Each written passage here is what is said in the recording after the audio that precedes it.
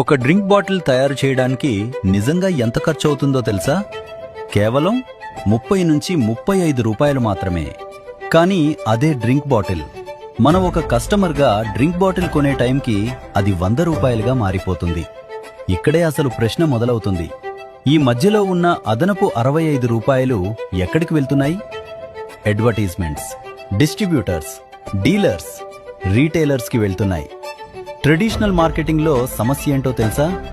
నిజంగా కష్టపడేవాడికి కాదు, మధ్యలో ఉన్న వాళ్లకే ఎక్కువ ఆదాయం వస్తుంది. ఇప్పుడు డైరెక్ట్ సెల్లింగ్ని చూడండి.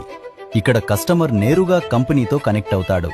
మధ్యవర్తులకు చోటే ఉండదు. ముందు అడ్వర్టైజ్మెంట్స్ పేరుతో వెళ్లిన ఆ 65% డబ్బు ఇప్పుడు డైరెక్ట్ సెల్లింగ్లో పనిచేసే మనలాంటి సాధారణ ప్రజలకు ఇన్కమ్ పంచబడుతుంది. అందుకే డైరెక్ట్ సెల్లింగ్ అంటే కేవలం ఒక ఉత్పత్తిని అమ్మడం కాదు, ఒక వ్యవస్థను నిర్మించడం, ఒక భవిష్యత్తును నిర్మించడం. ఇదే నెట్వర్క్ మార్కెటింగ్ యొక్క అసలు శక్తి.